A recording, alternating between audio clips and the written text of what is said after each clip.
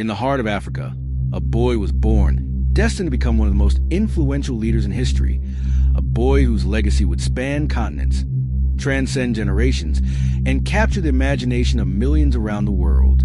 His name Haile Selassie, but long before he ascended the throne, he was already being molded by his royal bloodline, education, and the expectations of the entire nation.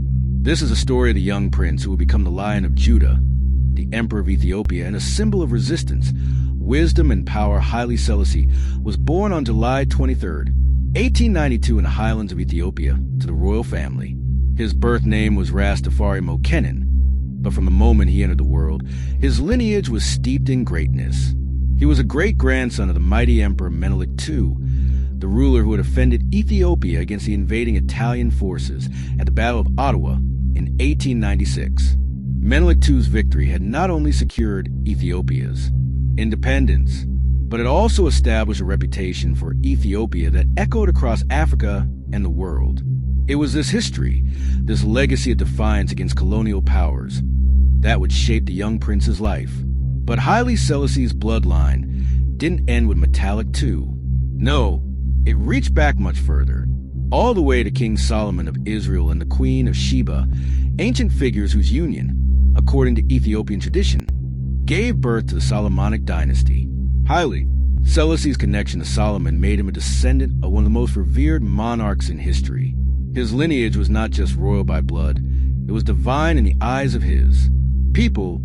He was a Lion of Judah, a symbol of power, leadership, and divine right. But while his heritage made him a prince in the eyes of the world, it also made him a man bound by responsibility, expectation, and duty from a young age. Haile Selassie's education was more than just about reading books or memorizing dates. His education, the training ground for the future emperor of Ethiopia. His royal upbringing was strict with tutors who were well-versed in the intricacies of governance, history, and military strategy. At the age of 6, Haile Selassie began his formal studies. His instructors were hand-picked from the best minds in Ethiopia. They taught him not just languages of his people like Amharic, but also European languages, history, and philosophy.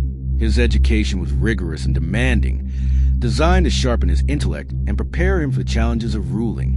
But it wasn't just the academics that shaped young Haile Selassie's character. It was his father, Ras Makonnen, a prominent general and governor who was his greatest influence.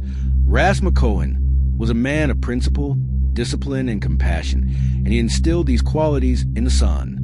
One of the most defining moments in Haile Selassie's education came when he was just 13 years old.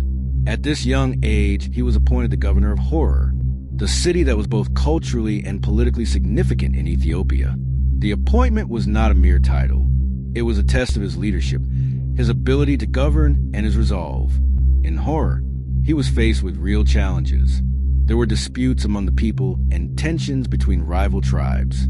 But instead of rushing into action with force, Haile Selassie chose a different path.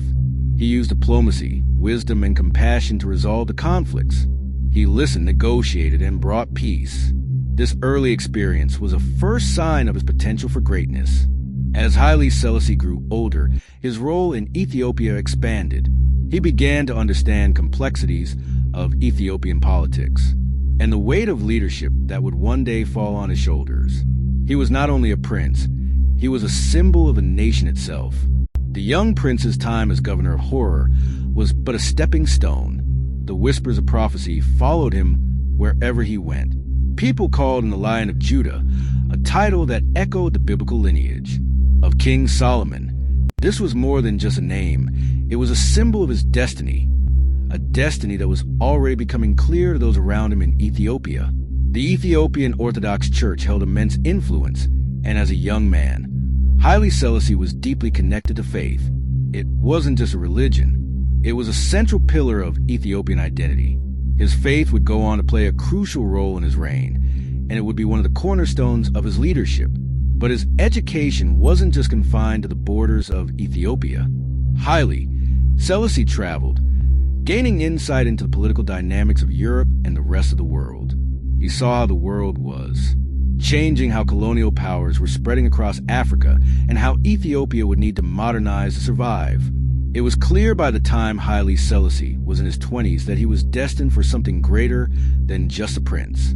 His mind was sharp, his vision was clear, and his people looked to him for guidance. He began to make alliances, the key political and military figures. He knew that to rule Ethiopia, he would need more than just royal blood. He would need wisdom, strategy, and an understanding of the changing world.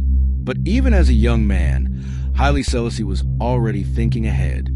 He understood that Ethiopia needed to modernize to survive. He wasn't just thinking about the next year. For the next decade, he was thinking about the future of Ethiopia. Haile Selassie's childhood was one of disciplined learning and destiny. His royal bloodline, his education, and his early leadership all pointed to one inevitable truth. He would one day become the Emperor of Ethiopia.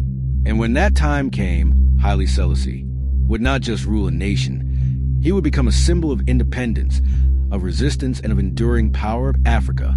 His early years prepared him for challenges that would shape the world. He would become the Lion of Judah, a name that would resonate not only in Ethiopia, but across the globe. The prince who once governed the city at the age of 13 would soon lead an entire nation, facing external threats and internal struggles. But through it all, Haile Selassie's journey will remind us all that true leadership begins long before the throne. It begins in the heart. And thus, the legacy of Haile Selassie, I was born, a legacy that would echo through history.